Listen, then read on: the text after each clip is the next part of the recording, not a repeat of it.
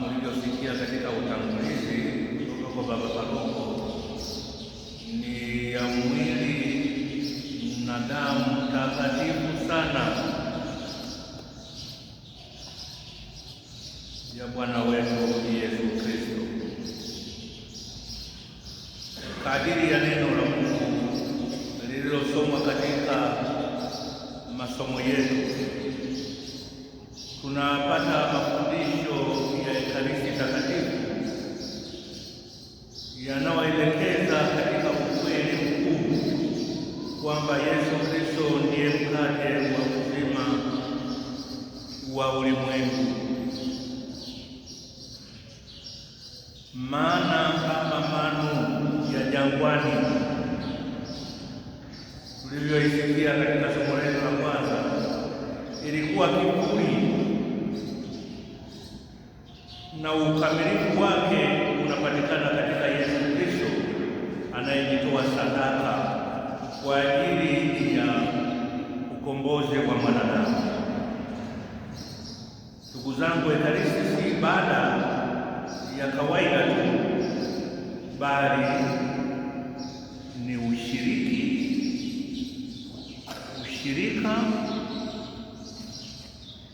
na umoja ulio ndani ya Kristo, na hivyo kuashiria umoja wa kanisa. Ndugu zangu, kumbukumbu ya sadaka ya msalaba na ni chemichemi ya uzima wa milele. Hivyo basi, Mkristo anayeshiriki Ekaristi Takatifu,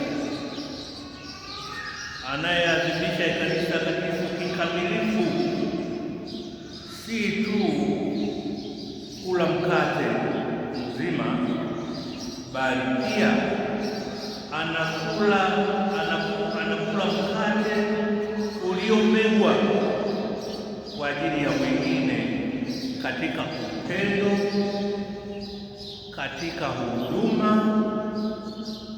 na sadaka.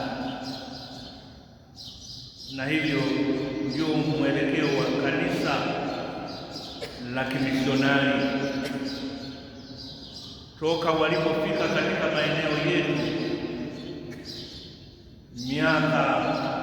toka mwaka 1898 mwezi Julai tarehe 31 walipoadhimisha kwa mara ya kwanza adhimisho la sadaka misa takatifu pale kwenye kilima cha Peramio, upeo wa macho. Na hivi kanisa limekuwa likiishi roho ya kimishonari kwa kutoa huduma, sio tu uchungaji wa kujenga pia makanisa na miundombinu ya kikanisa, lakini kuunda miundombinu ya kutoa huduma, elimu, afya na jamii. Isitokee wakati ambapo inafika wakati na kuona hiyo sio sehemu ya kanisa, na hivi kutoa na kubadilisha kama huduma hizo. Umishonari huo unahitaji kukata leseni, kwa sababu ni biashara. Uhuru wa nchi yetu haukuwa hivyo. Elimu, afya na jamii, huduma kwa taifa, huduma pia kwa wadau wake, wakiwepo taasisi za imani kama kanisa. Sherehe ya Ekaristi Takatifu inaunganisha historia nzima ya wokovu katika Kristo.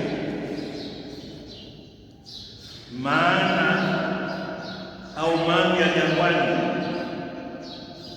ilikuwa ishara, ilikuwa ni utimilifu wake unaopatikana katika Kristo, kama tulivyosikia katika utangulizi.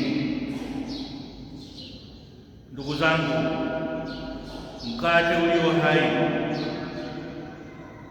ulioshuka kutoka